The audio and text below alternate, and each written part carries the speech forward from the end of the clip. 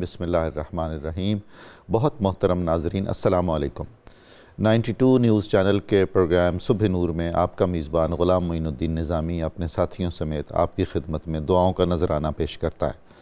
حضرت ابو انیس محمد برکت علی رحمہ اللہ تعالیٰ کی تالیف اسماء النبی الکریم سے خاتم النبیین صلی اللہ علیہ وآلہ وسلم کا ایک اسم مبارک پڑھنے اور سننے کی سعادت حاصل کرتے ہیں۔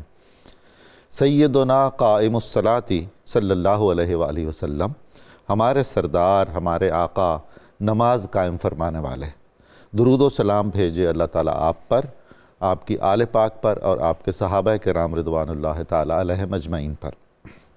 مشہور و معروف صحابی حضرت ابو ذر غفاری رضی اللہ تعالیٰ عنہ بیان فرماتے ہیں کہ ایک مرتبہ سردیوں کے موسم میں حضور نبی کریم صلی اللہ علیہ وآلہ وسلم نے ایک خزاں رسیدہ درخت کی 2 شاخوں کو پکڑ کر ہلایا تو پتے جھڑنے لگے۔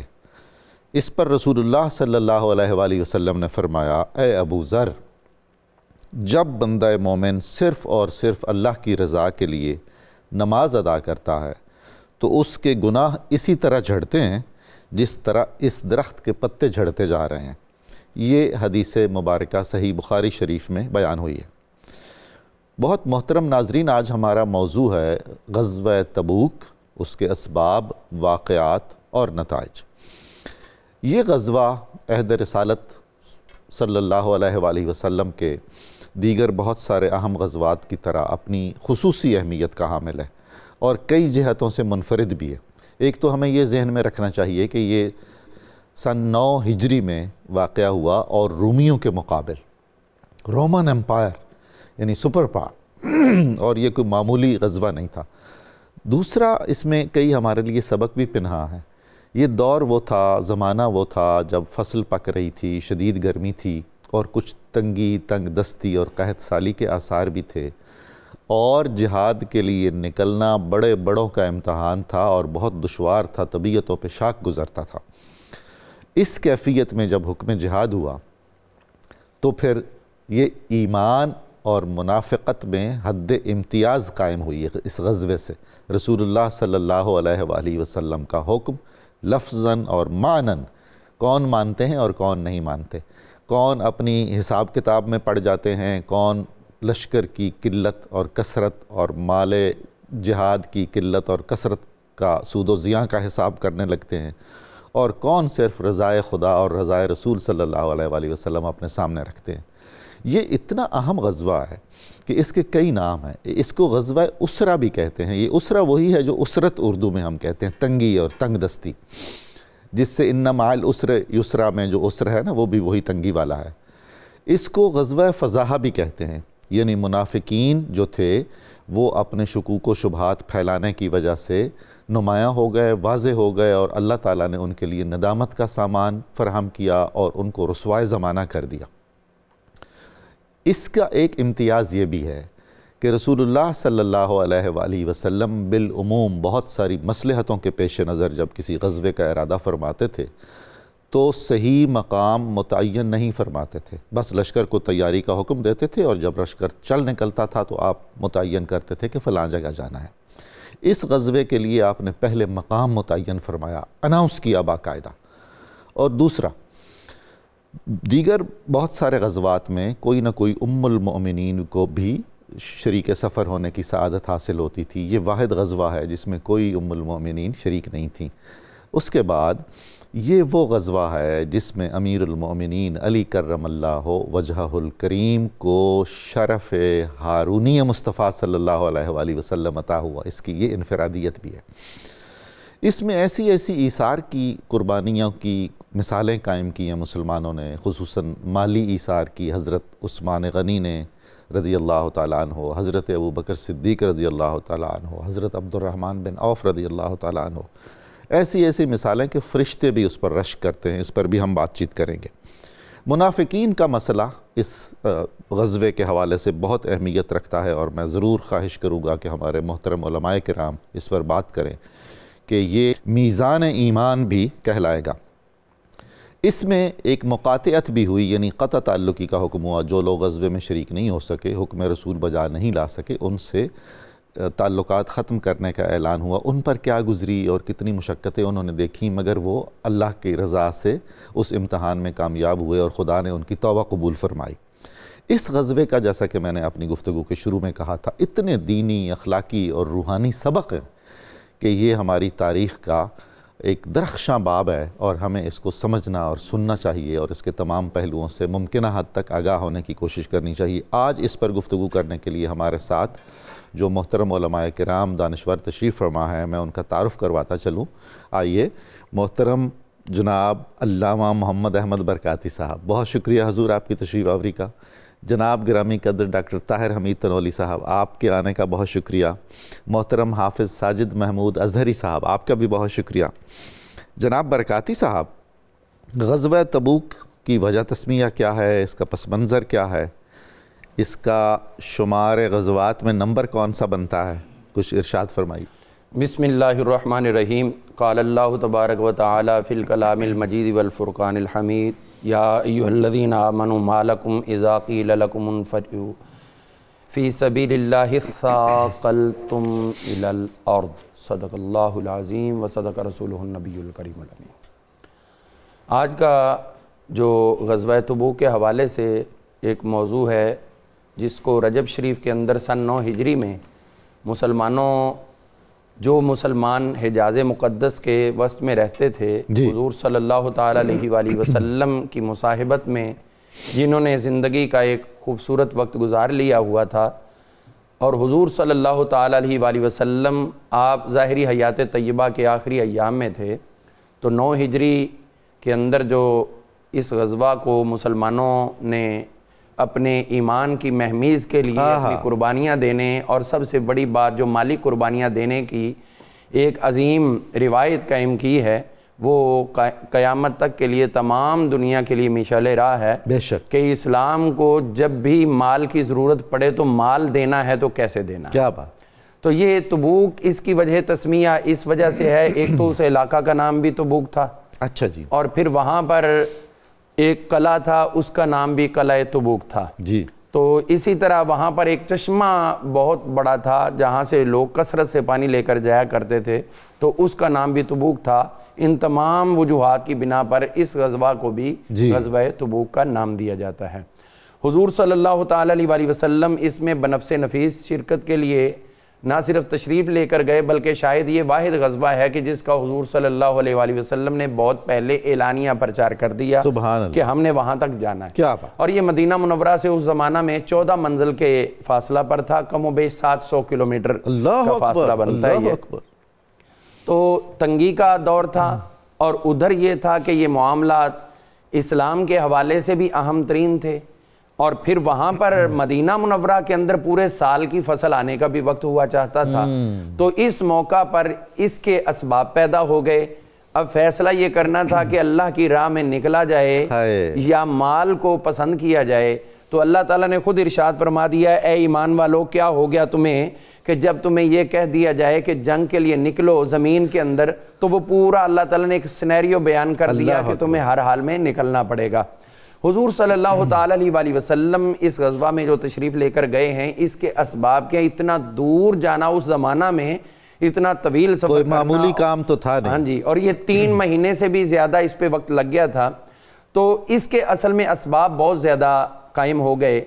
نبی کریم صلی اللہ تعالیٰ علیہ وآلہ وسلم کے غلاموں میں سے ایک آپ کے بہت ہی پیارے غلام جو ادھر ہی رہتے تھے، اور انہوں نے حضور صلی اللہ تعالیٰ علیہ وآلہ وسلم کو خط لکھا اپنے قبول اسلام کا، حضرت فروہ بن عمر رضی اللہ عنہ۔ یہ ادھر سردار تھے، اور انہوں نے اسلام قبول کیا، اور حضور علیہ السلام کی خدمت میں کچھ تحائف بھی روانہ کیے، جن میں ایک سفید رنگ کا بہت ہی خوبصورت خچر بھی پیش کیا۔ تو ادھر جتنے رومی موجود تھے انہوں نے ان پہ سختی کی، جو اس علاقہ کا گورنر تھا روم کا، اس نے ان کو واپس موڑنے کی کوشش کی، یہ نہیں مڑے، تو انہوں نے پھر کیا کیا کہ مسلمانوں کے اس اہم ترین فرد کو انہوں نے شہید کر دیا۔ اب یہ شہادت کا سلسلہ جو تھا آگے نہ بڑھنے پائے، اس کو روکنا۔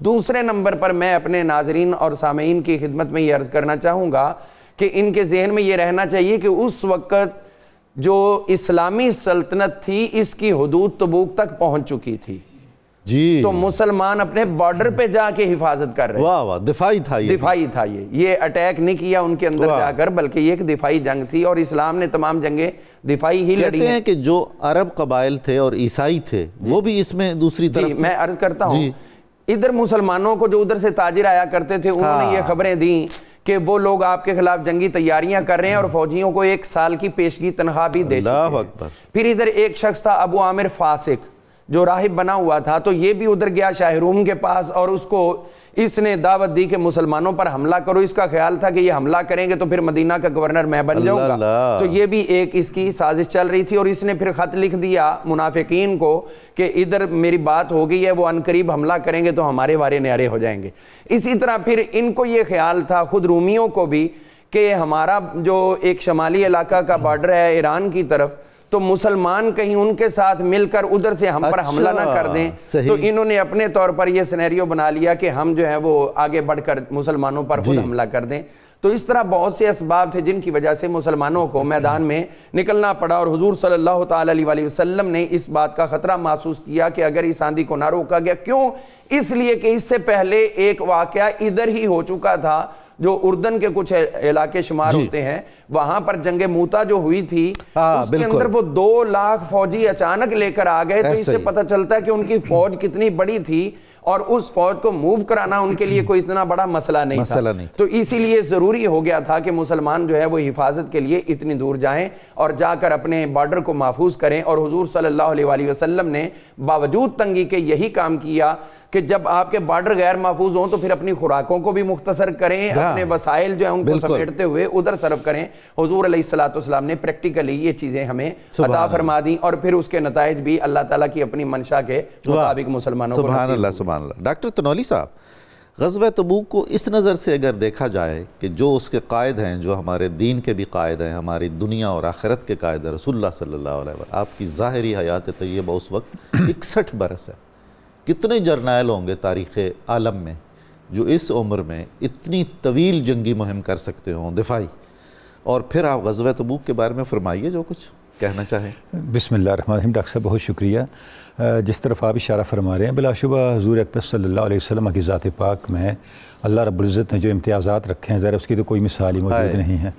اور یہ غزوہ جو آپ صلی اللہ علیہ وسلم کا آخری غزوہ بھی ہے، سابقہ غزوات کے لحاظ سے دیکھیں تو ان کے اندر جو غیر معمولی واقعات خاتم الغزوات کہا جائے گا، خاتم الغزوات کہہ سکتے ہیں. بلا شبہ آپ نے درست فرمایا کہ جو 28 غزوات ہوئے ان میں جو کچھ پیش آتا رہا آپ کو ان کا رنگ بھی نظر اس غزوے میں آئے گا، اور کچھ چیزیں ایکسٹرا آرڈنری نظر آئیں گی اس غزوے کے اندر. کیونکہ جب ہم ان 28 غزوات کو ڈاکٹر صاحب دیکھتے ہیں تو ان میں سے 7 ایسے غزوات ہیں جن میں آپ صلی اللہ علیہ وسلم کو پیشگی پتہ چل گیا تھا کہ دشمن کچھ سازشیں کر رہا ہے، تو آپ نے پیش قدمی فرمائی. یہ غزوہ بھی اسی نوعیت کا ہے کہ جب آپ کو پتہ چلا کہ رومی جو بارڈر کے قبائل ہیں ان کے ساتھ مل کے ریاست مدینہ پر آپ صلی اللہ علیہ وسلم، یعنی آپ نے جن غزوات کا اظہار فرمایا جی بالکل اناؤنس کیا کہ وہ کر رہے ہیں، حملے کی تیاریاں کر رہے ہیں، تو پھر آپ نے پیش قدمی فرماتے ہوئے آگے پیش رفت فرمائی. اچھا، اب ڈاکٹر صاحب جب اس غزوے کو دیکھتے ہیں تو اس میں پہلی بات تو یہ ہے کہ جیسے ذکر بھی ہوا کہ بہت زیادہ مسائل کا زمانہ تھا. قرآن مجید نے سورہ توبہ کی آیت نمبر 117 میں اس سارے ماحول کو ساعۃ العسرہ کہا. یہ مشکلات کی گھڑی تھی. اچھا، اب جب مشکلات کی گھڑی تھی تو وہ مشکلات ملٹی ڈائمینشنل تھیں، انٹیریئر بھی تھیں اور ایکسٹیریئر بھی تھیں. باہر کی دنیا میں دیکھیں تو پوری جو اس دور کی سپر پاور تھی وہ اپنی فورسز کو موبیلائز کر رہی تھی، سارے قبائل کو ساتھ ملا رہی تھی. اور اگر داخلی طور پہ دیکھیں تو منافقین کے فتنے بھی موجود تھے، معاشی مسائل بھی موجود تھے، یہودیوں کی سازشیں بھی موجود تھیں، یہ سب کچھ موجود تھا. اچھا، اب یہ غزوہ جب آپ صلی اللہ علیہ وسلم اس کی تیاری فرمائی تو اس غزوے نے صرف عسکری فتح نہیں دی بلکہ اس کے ساتھ بہت سے اور نتائج بھی یہ غزوہ لے کے آیا. بے شک. اچھا، اب جب ہم سب چیزوں کو ڈاکٹر صاحب دیکھتے ہیں تو ایک نقطہ جو کھل کے سامنے آتا ہے وہ یہ ہے کہ مسلمانوں کی فتح پیش قدمی پر بھی ہے. انہوں نے اپنے آپ کو مطلب یہ ہے کہ غفلت میں نہیں رکھنا، دشمن کی سازشوں سے آگاہ رہنا ہے اور دشمن کو حملہ کرنے سے پہلے اس کے حملے کو بے اثر کرنا ہے. سبحان اللہ، یہ کمال ہے. تیاری بھی پوری کرنی ہے باوجود اس کے کہ وسائل کم ہوں. جو آپ کو وسائل میسر ہیں ان کو مہیا کر کے پھر آپ نے رکنا نہیں، اللہ کے بھروسے پہ چل پڑنا ہے. یہ ساری چیزیں درست ہیں. آپ کی اس بات سے مجھے یاد آ رہا ہے کہ ہماری تاریخ میں کتنے ہی ایسے ڈیفیٹڈ امپائرز ہیں جن کو پتہ چلا کہ دشمن حملہ کر رہا ہے تو وہ منتظر رہے کہ کر لے اس کا نتیجہ مطلب یہ کہ انہوں نے جب غزوہ تبوک کی میتھڈولوجی سے ڈیویٹ کیا تو تباہی و بربادی ان کا مقدر بنی. تو یہ ایک اصول, یہ ساری چیزیں درست ہیں, لیکن جو اس میں اضافی نقطہ ہے ڈاکٹر صاحب جو ہائی لائٹ ہو گیا اس غزوے کے اندر وہ یہ ہے کہ مسلمانوں کی فتح کا انحصار اللہ اور اس کے رسول کے اوپر کامل یقین میں ہے. سبحان اللہ سبحان اللہ.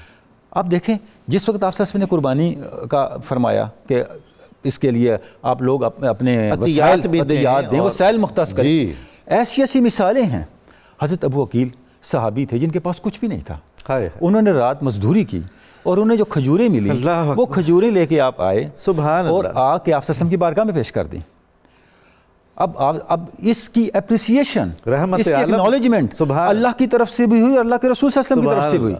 اللہ کے رسول صلی اللہ علیہ وسلم کی طرف سے اس طرح ہوئی جب وہ کھجوریں لے کے آئے تو آپ نے وہ کھجوریں تمام سامان پہ بکھیر دی اور اتنی مسرت کا اظہار فرمایا. ڈاکٹر صاحب اتنی کھجوروں سے جنگیں نہیں جیتی جاتی بے شک, اور اتنی کھجوروں کو سارے سامان پہ پھیلا دینے سے اس سامان میں کوئی اضافہ ظاہر نہیں ہوتا. یہ کیا تھا؟ اس جذبے کی آپ صلی اللہ علیہ وسلم نے اس اخلاص کو اکنالج کیا اور اس طرح کر کے قیامت تک بتائی اس اخلاص کی قیمت کیا ہے. حضور وہ تو بڑھیا کی سود کی انٹی موجود ہے نا حضرت یوسف علی. اللہ رب العزت نے کس طرح قرآن مجید میں منافقین کے اس رویے کو اللہ رب العزت نے اتنی اس کی مذمت فرمایا یہ منافقین یہ کہتے ہیں کہ ایک مٹھی بھر کھجور سے کوئی جنگیں جیتی جاتی ہیں, اللہ ان کا مذاق اڑاتا ہے. سبحان اللہ.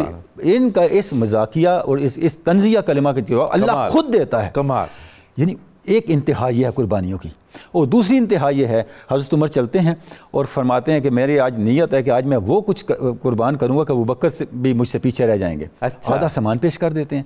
جب ابو بکر آتے ہیں اور آپ سے پوچھتے ہیں ابو بکر آپ گھر والوں کے لیے کیا چھوڑ گیا؟ فرماتے ہیں صرف اللہ اس کا رسول چھوڑ کے آیا. سبحان اللہ سبحان اللہ. عمر کہتے ہیں آج میں سمجھ گیا کہ ابو بکر جو ہیں مجھ سے آگے کبھی نہیں, میں ابو بکر سے آگے نہیں بڑھ سکتا. پتہ یہ چلا, دیکھیں یہ دو انتہایں ہیں. ایک انتہا کیا ہے, ابو عقیل ہیں کہ جو محدود کچھ میسر ہے وہ اللہ کی راہ میں آپ سسٹم کے فرمان پہ نثار کر دیا, اور ایک طرف ابو بکر ہیں جنہوں نے جو کچھ تھا میسر وہ سارا اللہ کی بارگاہ میں لٹا دیا. اور حضرت عثمان آئے, جب آپ نے 1000 دینار پیش کیے تو آپ سسٹم کی گود میں تھے, آپ ان کو پلٹتے تھے اور فرماتے تھے اس کے بعد عثمان پر اس کے کسی عمل کی سبحان اللہ سبحان اللہ. پتہ یہ چلا جب اب اللہ اور اس کے رسول کے فرمان پر لبیک کہتے ہوئے ایثار اور انفاق فی سبیل اللہ کرتے ہیں, یہ آنے والے اعمال کے برے اثرات کو ٹال دیتا ہے. کیا بات. اور یہ معاملہ ریاستی سطح پہ ہو رہا ہے, یہ کوئی خانقاہ میں نہیں ہو رہا. جی ہاں, مسجد میں نہیں ہو رہا, کسی مسجد بنانے کے لیے کوئی راہ بنانے کے لیے نہیں ہو رہا, کام پر ہو رہا ہے جو صاحب شریعت ہے. صاحب شریعت ہے اور وہاں پہ میدان جنگ بپا ہے بھائی, جنگ کی تیاریاں ہو رہی ہیں. بالکل. اچھا اب یہ جو پہلو ہیں اس غزوے کے, اس میں اور بھی بہت سی چیزیں ڈاکٹر صاحب آگے آتی ہیں جہاں ہم اس نقطے پہ پہنچتے ہیں کہ اہل ایمان کی اصل طاقت اور مسلم ریاست کی اصل طاقت کیا ہے. اس کے سارے جو دنیاوی تصویراتی اسٹریٹجک عسکری ان سب اسباب کے ساتھ ایک سبب ایمانی بھی ہے. سبحان اللہ. اس کو ایڈ کرنا ہے. مسلم ریاست کی فارن پالیسی ہو, اس کی عسکری پالیسی ہو یا اس کی داخلہ پالیسی ہو, وہ ساری پالیسیاں جس عنصر کے ساتھ مل کے کامل ہوتی ہیں اور مؤثر ہوتی ہیں وہ ایمان ہے. سبحان اللہ سبحان اللہ. جناب حافظ ساجد صاحب, جنگ کی تفصیلات کچھ واقعات بتائیے, کچھ ایثار کے کیفیتیں کیا تھیں؟ جی بسم اللہ الرحمن الرحیم. جیسے ابھی بات ہوئی کہ یہ جو غزوہ تبوک ہے یہ حقیقت میں غزوۃ العسرہ تھا, اور قرآن مجید نے خود اس کو یہ نام دیا فی ساعۃ العسرہ. ایسا ہی ہے, بہت مشکل کی گھڑی ہے, ہر اعتبار سے تنگ دستی ہے, موسم کی شدت ہے, اور پھر قحط سالی کا ایک فضا بنی ہوئی ہے, اور پھل بالکل تیار ہیں اور لوگ اس کے انتظار میں بیٹھے ہوئے ہیں. پورے سال کی محنت کا صلہ ملے گا نا جی. بالکل پورا سال محنت کی ہے اور اب اس کا صلہ لینے کا ٹائم ہے, اور انسان ہر چیز پہ کمپرومائز کر جاتا ہے لیکن اپنے بزنس پہ اپنی انویسٹمنٹ پہ بہت مشکل ہوتا ہے. دیکھیے حضور, آپ جب ہماری پکتی ہے گندم جی تو اس وقت آپ مجھے کہیں کہ تم ذرا کراچی چلے جاؤ تو میں تو اپنا گاؤں چھوڑ کے نہیں جاؤں گا, مجھے تو گندم چاہیے. بالکل, یہ مطلب دیکھیے معاش کی بات ہے. ایسا ہی ہے. اور یہی اسی وجہ سے جو صحابہ اکرام بشر ہیں نا, تو اس وجہ سے وہ اس طریقے سے طبیعتوں کے اندر بوجھل ہونا اور مشکل کا شکار ہونا فطرت انسانی ہے. تو قرآن مجید نے اللہ رب العزت نے ان کو ارشاد فرمایا یا ایھا الذین آمنوا ما لکم اذا قیل لکم انفروا فی سبیل اللہ اثاقلتم الی الارض. अरदीतुम बिल हयाति दुनिया मिनल आखिरा फमा मताउल हयाति दुनिया फिल आखिरति इल्ला कलील। अल्लाह ताला इरशाद फरमा रहे हैं कि तुम्हें क्या हो गया है, जब तुम्हें कहा जा रहा है कि जिहाद के लिए निकलो तो तुम इतने बोझल हो गए हो कि ज़मीन के साथ बैठे चले जाते हो। क्या तुमने आखिरत के मुकाबले में दुनिया को ज़्यादा तरजीह दे दी है? और आखिरत के मुकाबले में दुनिया तो कुछ भी नहीं है। इल्ला तनफिरु युअज़िबकुम अज़ाबन अलीमा व यस्तबदिल कौमन गैरकुम वला तदुर्रुहु शैया। निज़ामी साहब, यहाँ पे भी आप देखें कि अल्लाह ताला फरमा रहे हैं कि अगर तुम इस रसूल की इस वक्त नुसरत और मदद नहीं करते हो तो अल्लाह ताला तुम्हें किसी और कौम से बदल देगा। ऐसे लोग अल्लाह ताला ले आएगा जो उसके दीन की मदद और नुसरत करेंगे। और फिर इल्ला तंसुरूहु फ़क़द नसरहुल्लाह is अख़रजहु अल्लज़ीना कफ़रू सानिय इस्नैनि is Huma fill ग़ार is यक़ूलु लिसाहिबिही ला तहज़न इन्नल्लाह मअना। अल्लाह ताला उनको फरमा रहे हैं कि देखो, अगर तुम मदद और नुसरत नहीं करोगे तो हम पहले मदद नुसरत कर चुके हैं और जब साबित शुदा है ये उनको तैयार किया जा रहा है। गोया कि अब सहाबा इकराम इस मुकाम पर आ गए हैं कि वो कह रहे हैं कि अल्लाह अब हुक्म इरशाद फरमाए, हमारे लिए क्या हुक्म है। साजिद साहब जी, आपने जो तिलावत की आयत मुबारका, मैं तो देख रहा हूँ कि ऐसा लबो लहजा और ऐसा जलाली अंदाज कुरान करीम में बहुत कम मकामात पर आया है। बिल्कुल, इसका मतलब है कि बहुत सेंसिटिव लम्हात थे वो। सर, ग़ज़वा तबूक आप देखें, 4 लाख फौज जो है वो रूमियों की वो तैयार है और मदीना पर हमला करने के लिए। तो अगर आप नहीं निकलते इस मौके के ऊपर तो इतनी बड़ा थ्रेट था। इसी वजह से तो हुज़ूर सल्लल्लाहु अलैहि वसल्लम ने जो है इसको बिल्कुल एलानिया इरशाद फरमा दिया, कभी डायरेक्शन का नहीं बताया, क्योंकि मुनाफिकीन हैं और वो जासूस बैठे हुए हैं, जंगी मसलहत के भी खिलाफ होता है। लेकिन ये वाहिद मौका था जिसमें अल्लाह के रसूल ने फरमा दिया कि हम तबूक के मुकाम पर जा रहे हैं, बिल्कुल, ताकि उसी के मुताबिक उसकी तैयारी की जाए। तो जब ये बिल्कुल तैयार हो गए सहाबा इकराम इस तरीके से कि अल्लाह हुक्म इरशाद फरमाए, तो अल्लाह ने फरमाया इनफिरू खिफाफन व थिकाला व जाहिदू बि अमवालिकुम व अनफुसिकुम फी सबीलिल्लाह ज़ालिकुम खैरुल लकुम इन कुंतुम तालमून।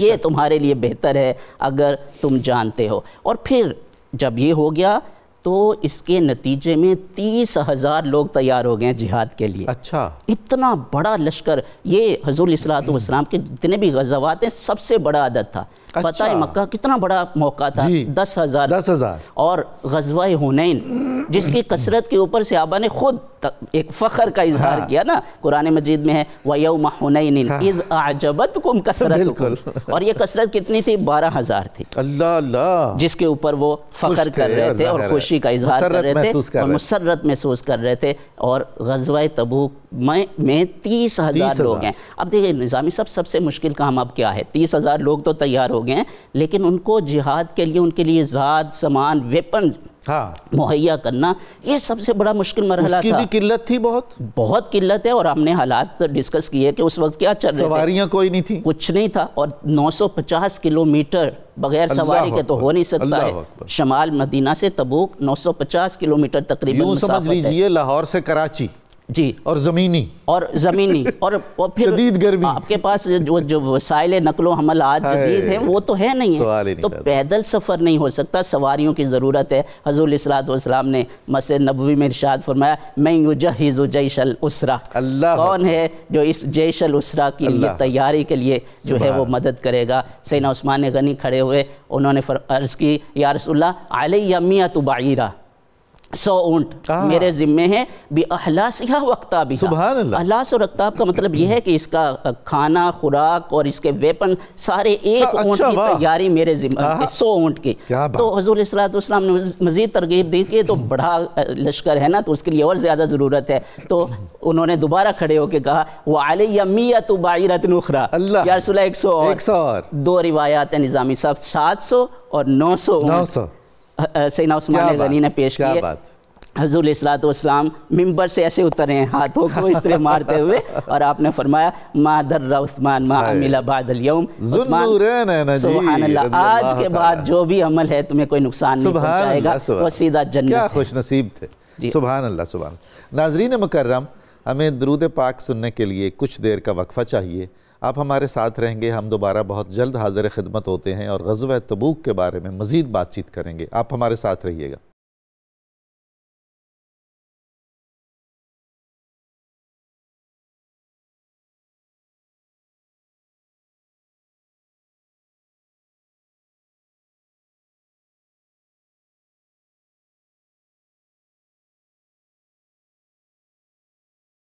السلام علیکم ناظرین مکرم، آپ کو صبح نور میں دوبارہ خوش آمدید کہتا ہوں. ہم گفتگو کر رہے ہیں خاتم الغزوات غزوہ تبوک کے بارے میں. آئیے علامہ برکاتی صاحب سے پوچھتے ہیں کہ حضور والا اس غزوے میں منافقین کے کردار پر بہت قرآن کریم میں، احادیث میں، تاریخ کی کتابوں میں یہ بہت واضح فرمائیے آپ. منافقین جو ہے وہ تو یقیناً اندر سے تو کافر ہی تھے، اور اوپر سے انہوں نے اسلام کا ایک لبادہ اوڑھ رکھا تھا، اور مشن بھی ان کا یہی تھا کہ ان کے اندر رہ کر دو قسم کی چیزیں کریں گے. ایک تو ان کے معاملات جو اندرونی ہیں ان سے ہم باخبر رہیں گے اور اس میں کمزوریاں ڈھونڈتے رہیں گے، اور جہاں موقع ملا وہاں ہم اپنی ضرب لگائیں گے. اور دوسرے نمبر پر یہ ہوگا کہ کوئی بھی ایسا موقع بنا ان کو ڈسکرج کرنے کا تو وہ بھی اپنا رول ساتھ ساتھ پلے کرتے رہیں گے. تو اس حوالے سے اس پھوٹ بھی ڈالیں گے، پھوٹ ڈالنے کے لیے. تو اب اس میں یہ اندازہ فرمائیں کہ جب یہ غزوہ شروع ہونے لگا تو انہوں نے اس سے پہلے ہی اس کے بارے میں نہ صرف ڈس انفارمیشن پھیلانی شروع کر دی، بلکہ مسلمان دوسرے جو ادھر بیٹھے ہوئے تھے ان کو دنیاوی مادیت پرستی کی طرف راغب کرنے کے لیے پورا زور لگانا شروع کر دیا. اب ایک شخص حضور علیہ السلام کی خدمت میں حاضر ہوا تو وہ یہاں تک کہہ اٹھا جی میں ادھر جنگ پہ نہیں جانا چاہتا، میں ادھر جاؤں گا، وہ رومی عورتیں بڑی خوبصورت ہوتی ہیں، مجھے خطرہ ہے کہ میں کہیں، وہ اتنا پاک باز بن رہا ہے کہ میں کہیں وہاں ان کے ساتھ کوئی برائی نہ کر بیٹھوں، لہذا میں ادھر گھر ہی بیٹھوں. سبحان اللہ، تقوی کا عالم دیکھیے، یہ دیکھیے کیسا ان کا.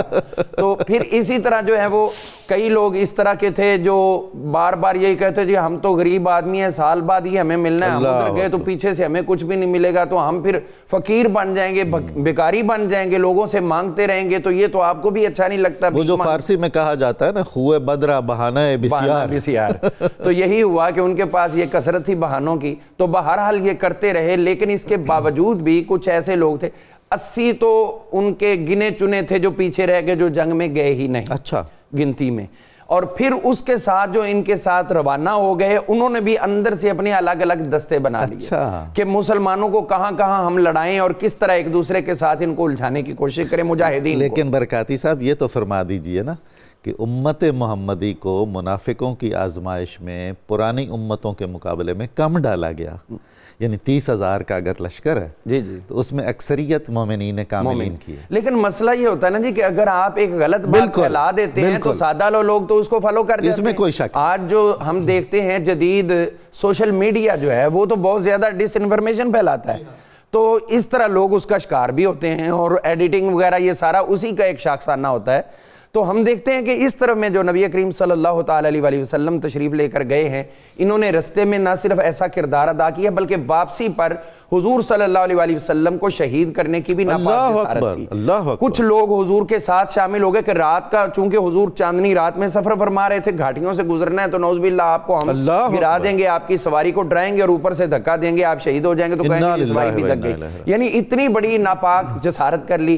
پھر ایک موقع بنا، حضور نے ایک جگہ پہ قیام کیا تو آپ کی اونٹنی جو ہے وہ ایک نہیں مل رہی، تو اس پہ حضور علیہ السلام کے علم شریف کو اور آپ کے سٹیٹس کو چیلنج کرنا شروع کر دیا کہ ویسے تو کہتے ہیں میرے پاس آسمانوں سے خبر آتی اور اپنی اونٹنی کا پتہ ہی کوئی نہیں. تو اس طرح کے یہ معاملات کرتے رہے. یعنی منافقین کا کردار اس میں یہی تھا کہ وہ قدم قدم پر جنگ سے پہلے مسلمانوں کو جنگ میں ڈال رہے تھے اور اس جنگ سے بھی پہلے مسلمانوں کے حوصلے پست کر رہے تھے. اسی لیے اللہ تعالیٰ نے قرآن پاک میں 2 مقامات پر ان منافقین کو کفار کے ساتھ ذکر کیا ہے. سورہ تحریم کے اندر اللہ تعالیٰ نے فرمایا اور توبہ کے اندر ارشاد فرمایا یا ایھا النبی جاہد الکفار والمنافقین واغلظ علیہم، اے محبوب آپ کفار سے بھی جہاد کریں اور منافقین سے بھی کریں اور ان پر سختی کریں، اس لیے کہ ان کا ومأواہم جہنم، قیامت کو اللہ نے حشر کرنا ہے، جہنم میں یہ اکٹھے ہی ہوں گے اور اس کے ساتھ وبئس المصیر، یہ برا ٹھکانہ ہے.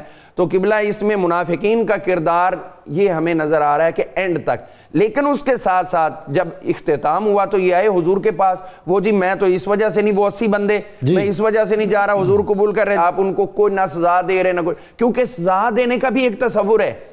یہ بات بھی رسول اللہ صلی اللہ علیہ وسلم نے محبت ہی میں فرمائی ہوگی، شفقت سے فرمائی ہوگی. نہیں، حضور نے تو فرمائی، لیکن جب اللہ نے کہہ دیا وَغْلُظْ عَلَيْهِمْ، ان پر سختی کریں، تو پھر اس آیت پر بھی عمل.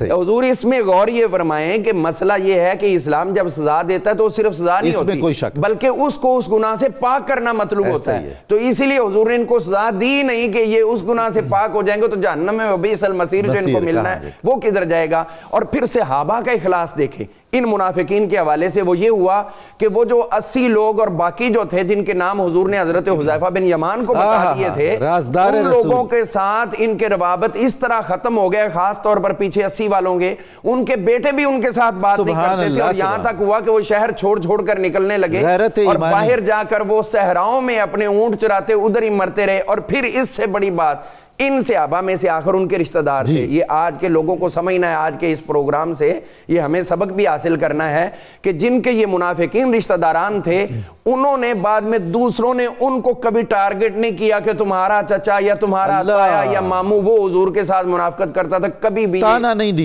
دیا. تو اس سے ہماری زندگی خوبصورت ہوتی ہے. اخلاقی سبق ہے. کسی کو اخلاقیات کے اس اعلیٰ درجے پر آپ دیکھیں گے تو یہ نظر آتا ہے کہ جن کو قرآن پاک نے فرما دیا ان المنافقین فی الدرک الاسفل من النار، ان کا نام لے کر بھی مسلمان تانا زنی نہیں. واہ، سبحان اللہ سبحان اللہ. جناب تنولی صاحب، اس کے گہرے نتائج، اثرات، اور خاص طور پر اس نے جو نظم و ضبط اور اطاعت امیر کا جو درس ملتا ہے اس سارے واقعے میں، بہت ہی ایمان افروز ہے. جی ڈاکٹر صاحب، اور ریاست کی جو مضبوطی ہے وہ اسی کے ساتھ ہے کہ اس کے اندر کتنا لا اینڈ آرڈر ہے اور کتنا ڈسپلن ہے. اور تنولی صاحب، وہ کیا کہتے ہیں، ریاست کا کیا ہے جو موقف ہوتا ہے یا دعویٰ، یعنی اس کا پالیسی جو ہے، اسٹیٹ پالیسی جو ہے، اس کے ساتھ آپ جب کمیٹڈ ہوں تو پھر ریاست ظاہر مستحکم ہوگی. اچھا، غزوہ تبوک ہم دیکھتے ہیں کہ بین الاقوامی سطح پر جو اسلام کی ریاست تھی اس کی آئیڈینٹی، اس کی شناخت اور اس کا جو ایک تسلط تھا وہ اسٹیبلش ہوتا چلا گیا. دیکھیں، آپ تشریف جب لے گئے تو آپ نے 20 دن تک وہاں انتظار کیا. 20 دن بہت بڑا وقت ہوتا ہے محاذ جنگ پہ 20 دن آپ کیا فرما رہے، اور نہ سلطنت روم کی طرف سے کوئی آیا نہ ان کے اتحادیوں کی طرف سے کوئی آیا.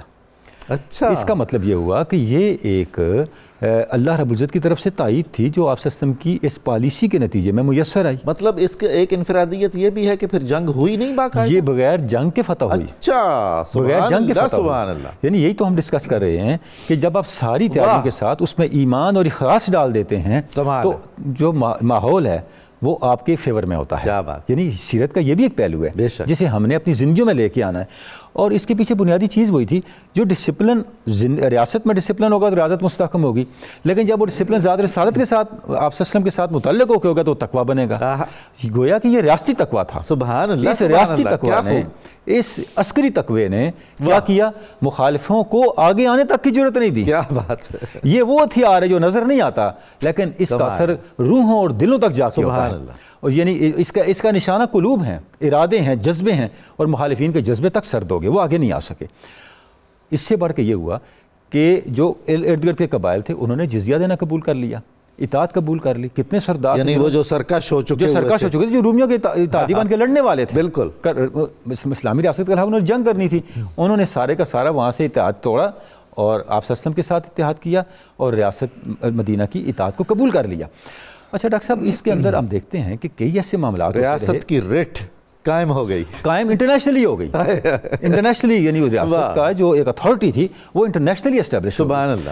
اچھا، اب اس کے اندر آپ دیکھیں کہ ہر موقع پہ ایسے اسباب میسر آتے رہے جہاں مزید جو یقین تھا آپ سسٹم کی ذات پاک پہ وہ اسٹیبلش ہوتا گیا.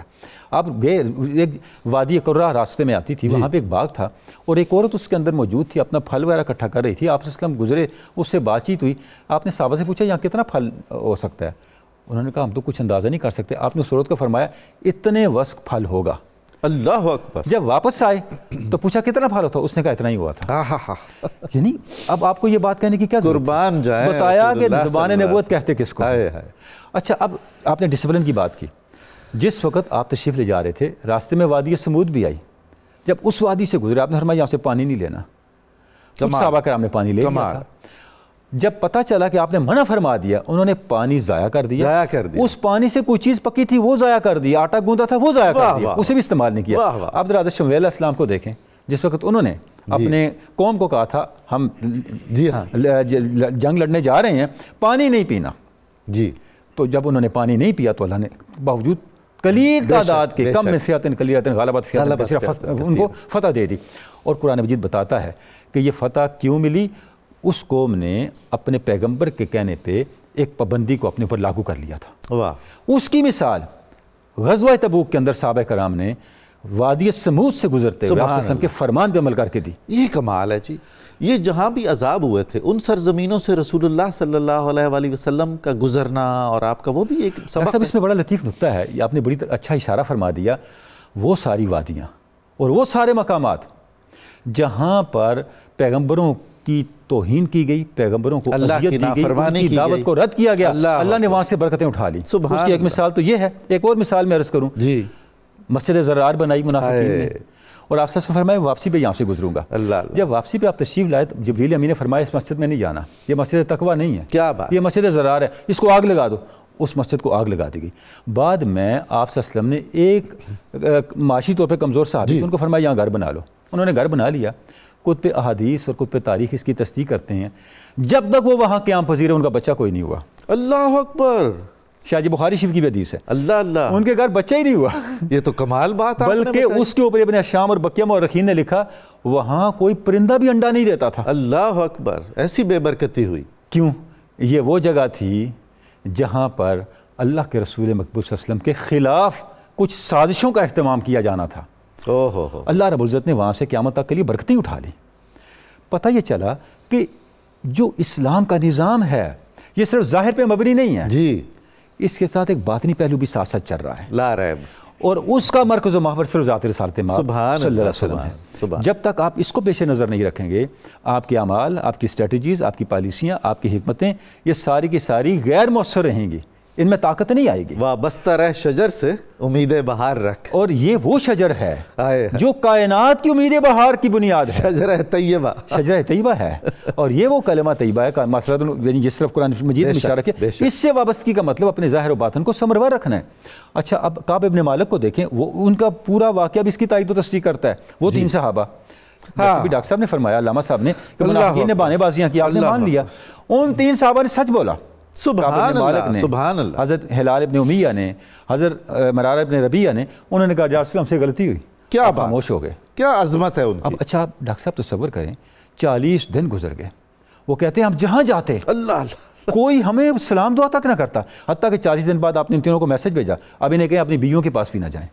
اللہ، اس میں 10 دن مزید گزر گئے، اللہ اللہ، اتنی پابندیاں، اور وہ انتظار کرتے رہے تاکہ کہ اللہ کی طرف سے معافی کا اعلان۔ سبحان اللہ، رحمت کے دروازے کھلے۔ سبحان اللہ، یعنی اس کا مطلب یہ ہوا جب آپ اپنے امتی ہونے کی غیرت کو بیدار کرتے ہوئے آپ صلی اللہ علیہ وسلم کی حضوری میں غلطیوں پہ حقیقی ندامت کو اختیار کریں گے تو اللہ کی طرف سے پھر اس طرح کی رحمتوں کا سبحان اللہ، سبحان اللہ، اللہ کی طرف سے اس طرح کی برکتوں کا اور قبولیت کا بشارت ہوگی۔ تو غزوہ تبوک جو ہے وہ ملت اسلامیہ کے انفرادی، اجتماعی اور ریاستی کردار کو ڈیفائن کرتا ہے۔ سبحان اللہ، یہ ہمیں صرف ریاست کو مستحکم کرنے اور عسکری سطح پہ دشمنوں کا مقابلہ کرنے کی اسٹریٹجی ہی نہیں دیتا، یہ جو 5-6 فٹ کی ریاست ہے انسان کے اپنے ہاتھ میں، اس کو فتح کرنے کا بھی پورا حوصلہ دیتا ہے کہ اس ریاست کو کیسے فتح کرنا ہے، اور اس ریاست کی فتح ہی ہماری یہ جو باہر کی ریاست ہے اس کی فتح کی بنیاد بنتی ہے۔ بہت خوب، بہت خوب۔ جناب ساجد صاحب، تنولی صاحب نے بہت خوبصورت انداز میں جو بات کی ہے اسی کو آگے بڑھائیے، اس سے کیا اسباق ہیں، نتائج اس کے کیا ہیں، ہمیں کیا حاصل ہوا اس سے اخلاقی، کوئی واقعہ آپ کے ذہن میں آپ فرمانا چاہیں؟ بالکل بالکل نظامی صاحب، غزوہ تبوک جو ہے اس کے اندر ایسی شاندار مثالیں قائم کی گئی کہ اگر آج ہم ان پر عمل کر لیں تو آخرت سے پہلے دنیا ہماری وہ سنور جائے۔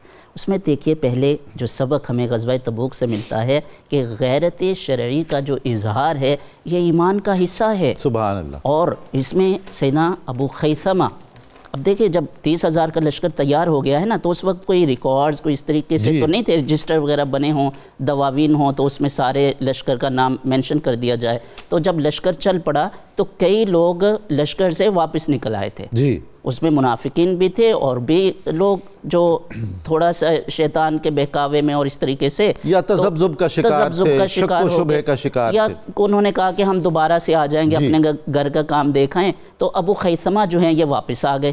جب واپس آئے تو ان کا بڑا خوبصورت باغ تھا اور موسم کی شدت کا ہم نے دیکھا کہ کس قدر شدید موسم تھا. تو جب یہ اپنے باغ کے دروازے پر پہنچے تو ان کی بیویوں نے بڑا خوبصورت جو ہے وہ ماحول بنایا ہوا، پانی چھڑکا ہوا ہے اور بالکل ٹھنڈا، تاکہ آرام کریں اور کھانا بالکل تیار ہے اور ان کا انتظار ہو رہا ہے. ابو خیثمہ باغ کے دروازے پہ کھڑے ہوئے تو ایک اس کو حالت ادراک کہتے ہیں، اچانک ایک جھٹکا لگا. ابو خیثمہ رسول اللہ فی الحر والریح وانت فی ظل بارد وطعام مہیأ وزوجۃ حسنہ. ابو خیثمہ کیا ہو گیا ہے؟ رسول اللہ شدت میں ہیں موسم کی اور تم اس طرح ٹھنڈے سائے میں، اور یہ جو کھانا تیار ہے یہاں پر ہو. واللہ ما ھذا بانصاف، خدا کی قسم یہ انصاف نہیں ہے.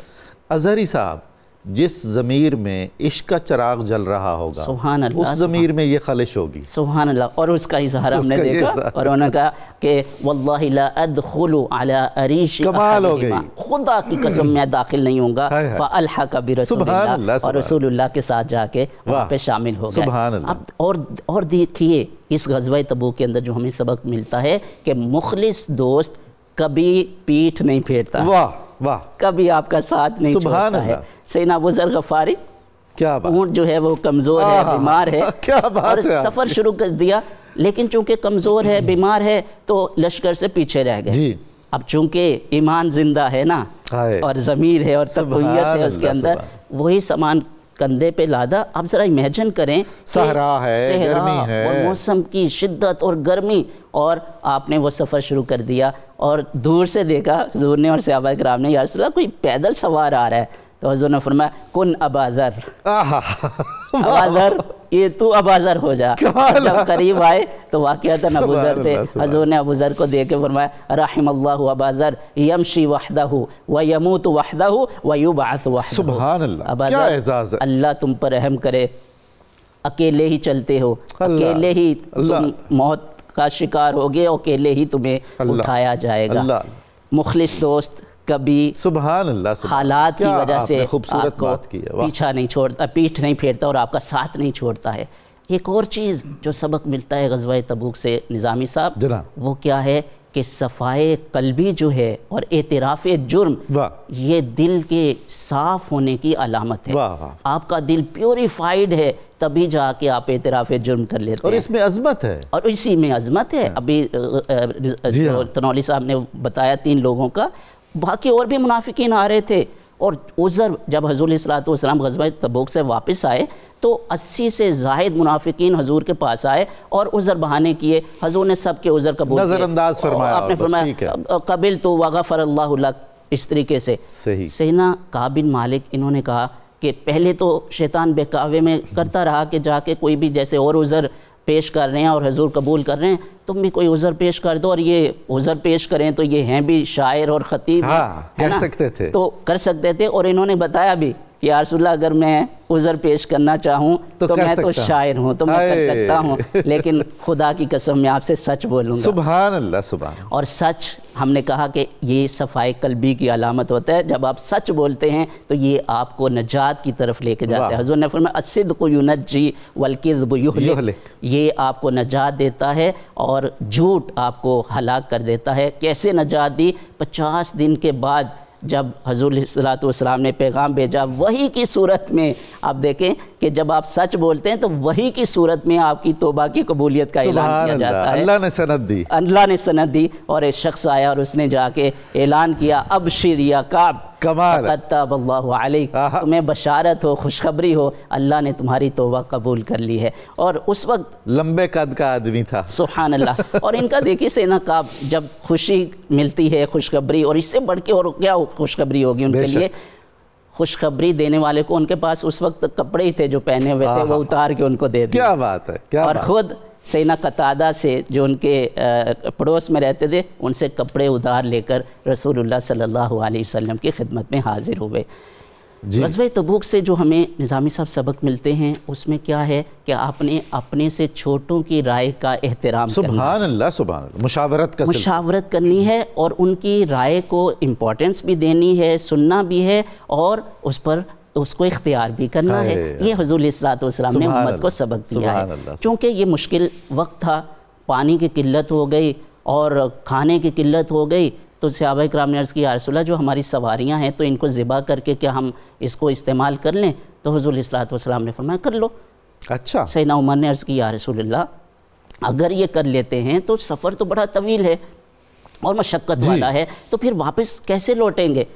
تو آپ اگر دعا فرما دیں تو ساری مشکلات آسان ہو جائیں گی۔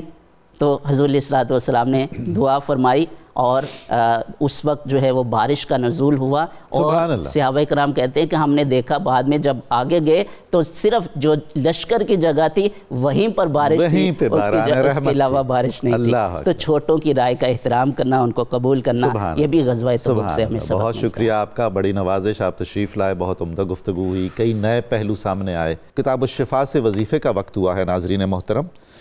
جو شخص روزانہ 100 بار کلمہ طیبہ لا الہ الا اللہ محمد الرسول اللہ پڑھنے کا معمول بنا لیتا ہے، اللہ تعالیٰ اس کا ایمان سلامت رکھتا ہے اور اس کا خاتمہ بالایمان ہوتا ہے۔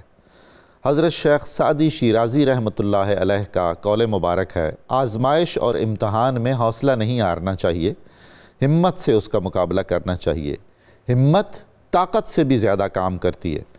ناظرین، آج کے اخبار روزنامہ 92 نیوز غزوہ تبوک اسباب، واقعات اور نتائج کے زیر عنوان بہت عمدہ تاریخی مستند مضمون ہے، آپ ضرور فائدہ اٹھائیے گا۔ پروگرام کی تفصیل جاننے کے لیے صبح نور کے ایکس کو فالو کریں، ہمارا فیس بک پیج لائک کریں، پروگرام دیکھنے کے لیے ہمارا یوٹیوب چینل سبسکرائب کریں، ہمیں اپنی قیمتی رائے سے آگاہ فرمائیے۔ اب وقت ہے نعرہ مقصد پاکستان کا، آئیے آپ ہم سب مل کر یہ خوبصورت اور دل نشین نعرہ لگائیں، پاکستان کا مطلب کیا؟ لا الہ الا اللہ محمد رسول اللہ صلی اللہ علیہ وسلم۔